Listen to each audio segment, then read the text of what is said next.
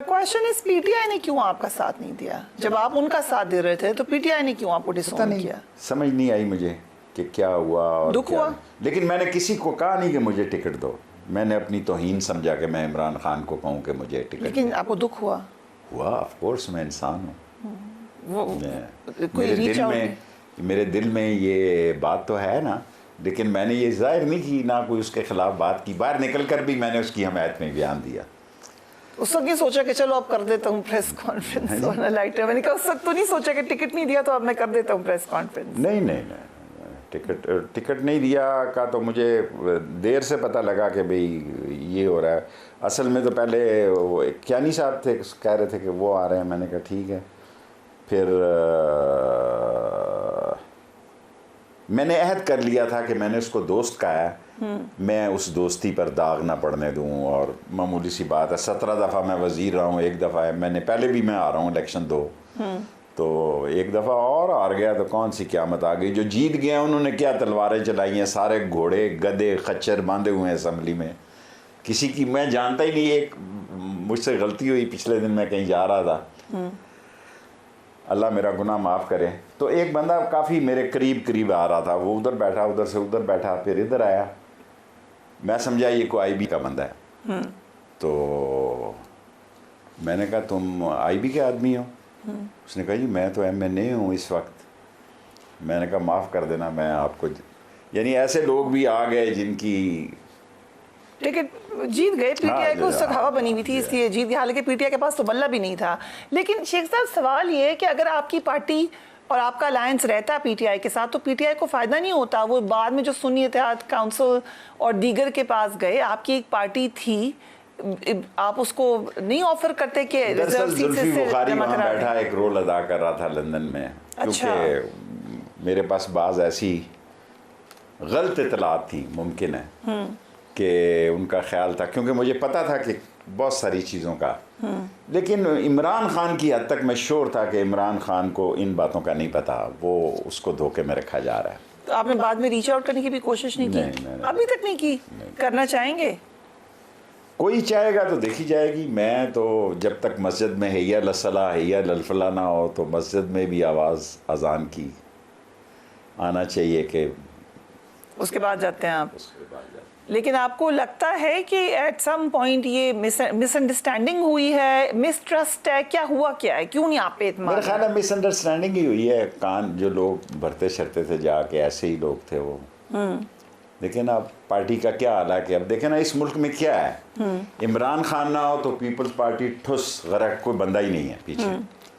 फजलुर रहमान ना हो, JUI का कोई बंदा ही नहीं है कि शेरानी को छोड़े उसको। ताहिरुल कादरी ना हो तो कोई उसका बंदा ही नहीं है। नैप में अगर आप देखें, वली खान के बाद दसवान के बाद बेटे का पता नहीं क्या, मैं तो बाजा खान के साथ सियासत करता था, उसका बेटे का नाम नहीं याद जो अब ने। खुदा आपका भला करे कि ये सब एक आदमी की पार्टियां हैं। एक वक्त था कि मुशर्रफ ने बड़ा मजाक किया, हम इकट्ठे थे तीनों। उसने क्या अजीब इत्तफाक है, एक पार्टी लीडर है इमरान खान और अकेली इसकी सीट है, ताहिरुल कादरी साहब की भी अकेली सीट है, और शेख रशीद साहब की भी अकेली सीट है, और तीनों को के लिए मेरी दुआएं हैं। ये उन्होंने कहा। ताहिरुल कादरी खफा हुए थे ज़रा थोड़े से उन दिनों। तो ये उस वक्त की बात है जब इमरान खान की एक सीट थी और वो मसला था। सो अब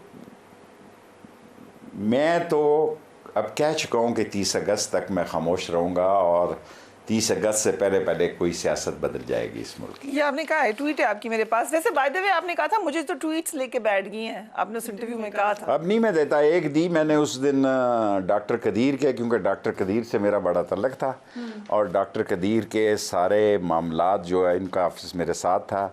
आपने बड़ी क्लियर आपने कहा कि मैं इसका क्रेडिट जो है यौम तकबीर पर एटमी धमाकों का क्रेडिट 4 लोगों को देता हूं, जिसमें पहले नंबर पर डॉक्टर कदीर, मरहूम राजा जफरुल हक, शेख रशीद अहमद एंड गौहर अयूब मरहूम शामिल हैं। नवाज शरीफ को नहीं देते क्रेडिट? नहीं देता। कैसे? चलें आज यही पाकिस्तान की मेरे मरने से पहले ये बात चली जाए। राजा जफरुल हक ने जो तकरीर की, मैं सारी, मेरे मुखालिफ हैं वो, मैं सारी ज़िंदगी उनका एहतराम करूँगा मरते दम तक। अगर मैं ज़िंदा हुआ तो सारी कौम को आपके पैगाम ये देना चाहता हूँ कि ऐसी खूबसूरत तकरीर उसने एटमी धमाके के हक़ में की जो हम तीनों ने भी नहीं की। और थर्ड मैन जो था वो एक मैं था, एक ज़की साहब ने भी की, वो बैठा करते थे, प्रिंसिपल सेक्रेटरी थी। तमाम कैबिनेट फौजी धमाकों की मुखालिफ थी, खुदा को गवाह बना के कहता हूँ। All the cabinet, all the cabinet. Mushahid सही, ईद Zawahiri, Mushahid sahab, Mushahid Hussain was a top मुखालिफ ऑफ दिस धमाका एंड एवरीथिंग। मैं मरूंगा, मैं काबे की छत पे गया हूँ और ये एजाज़ 4 आदमियों को हासिल हुआ जो मैंने प्लान किया और जिसमें मुशर्रफ की मुझे सपोर्ट हासिल थी।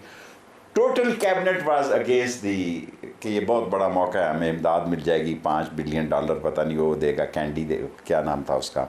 देन ही टुक मी, फ़ौज की जहाँ रेफरेंस हो रहा था, I was the only minister जिसको नवाज शरीफ फ़ौजी जर्नल्स और नेवी चीफ्स और एयरफोर्स चीफ की मीटिंग में लेकर गया। मैंने उनको कहा ये इंडिया ने बेवकूफ़ी की है धमाका करके, इस मौके को ज़ाया मत करो, फिर ये आपको मौका कभी नहीं आएगा। उसने कहा तुम डॉक्टर कदीर की बात करते हो, वो भी ये कहता है। मैंने कहा बिल्कुल 100% डॉक्टर कदीर सही कहता है। लेकिन आपको नवाज शरीफ लेके गए तो उन्होंने भी तो, उन्हें पता होगा आप क्या कह रहे हैं, इसीलिए लेके गए आपको। वो फौज ने फैसला दिया कि आप सियासी लोग फैसला करें क्योंकि सैंक्शन लगेंगी। सरताज अजीज यूं माथा पीटता था कि मर जाएंगे हम, सैंक्शन लग जाएगी हम पे। और नवाज शरीफ साहब क्या कहते हैं? नवाज शरीफ खामोश था, लेकिन नवाज शरीफ जो है वो गोमगो के आलम में था। 4 आदमियों ने एटमी धमाके में रोल अदा किया। एक अकरम ज़क्की साहब मिनिस्टर नहीं थे, 3 मिनिस्टर थे, बाकी टोटल कैबिनेट मुखालिफ थी।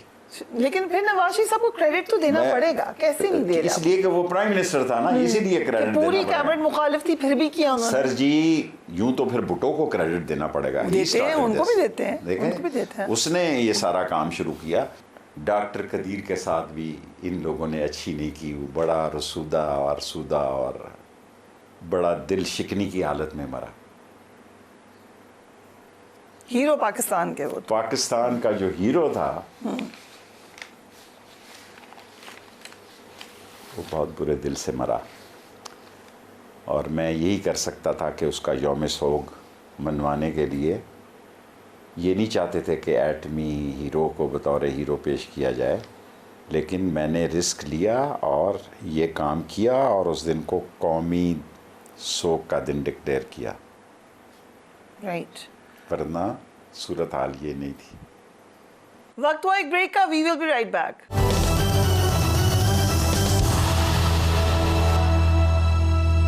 And welcome back. शेख साहब हमारे साथ मौजूद हैं, ईद के दिन चल रहे हैं, आप सबको ईद मुबारक। शेख साहब से मजीद बात करते हैं। प्रेशर में तो हमेशा पाकिस्तान रहा है, ये जो पीटीआई प्रेशर में नहीं रहा पाकिस्तान। प्रेशर में क्या, देखें पठान जो है अंग्रेज से लड़ा,